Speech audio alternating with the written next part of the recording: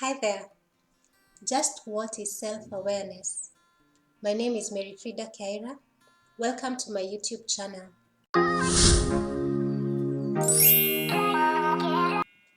Ever heard the story of the ugly duckling?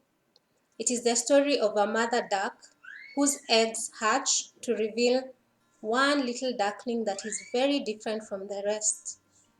This little duckling gets labeled ugly because it looks very different from what a duckling would look like. It is teased by the other ducklings and the animals, and it accepts that it is indeed ugly. Now, this little duckling lives a life of loneliness and misery until one day it chances upon some swans swimming in the lake. And when it joins them, to its amazement, when it looks at the reflection in the water, it realizes that it is not a duckling, but a beautiful swan. Can you imagine the relief that the little duckling felt?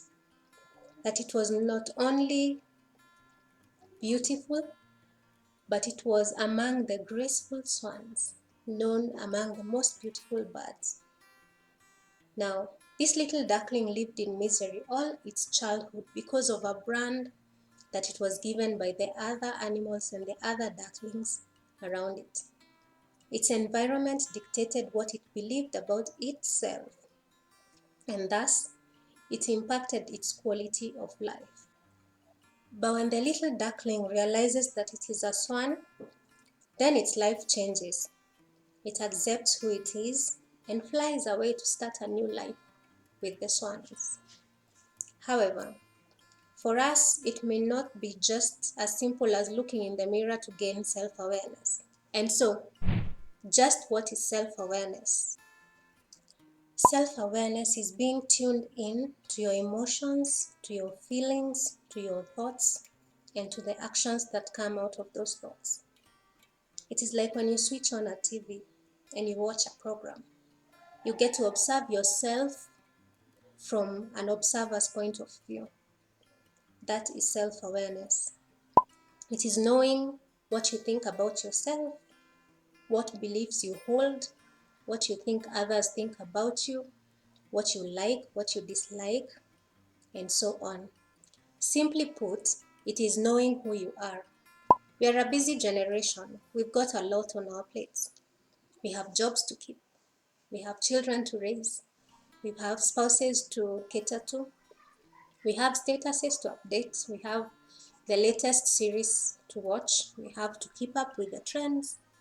And there's so much going on in our lives. From the moment you wake up, there's a lot that is coming your way. And we rarely get time to spend with ourselves, to know ourselves. We are very, very, very busy. And at what expense? At the expense of knowing who we truly are. There's much that our surrounding has to say about us. Every person we meet will form an opinion about you.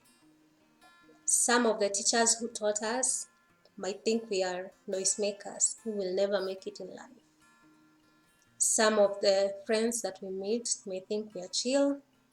Others may think we are dramatic, and so on. Our parents may think that we are troublemakers. Our spouses, our children will have different outlooks on who we are, but we cannot get our self-worth or our awareness of self from the outside, lest we live in misery like the duckling, who lived most of his life believing that he was ugly because he didn't know otherwise, because he never reflected on himself, but instead he took the opinion of the others in his life to determine his self-worth. Self-awareness is power. It is freedom to be who you are.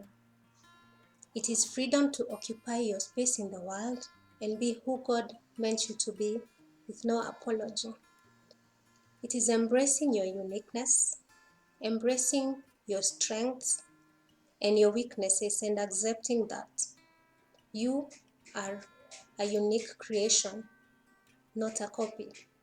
that you do not have to think like anyone, talk like anyone, act like anyone, like the things other people like, or adjust to the norms, because God made everything in you unique. It is the starting point from which we can gift ourselves to the world as we are.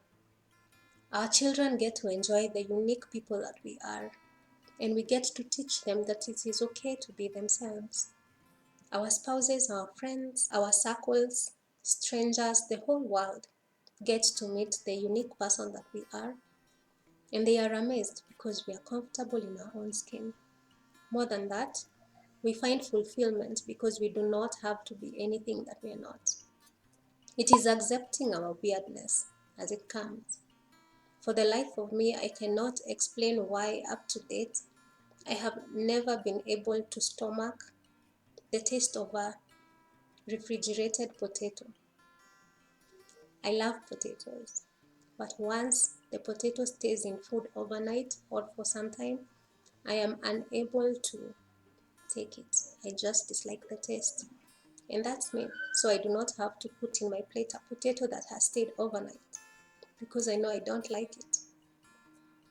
So knowing who we are will influence a lot, including our choices and how we choose to live our lives.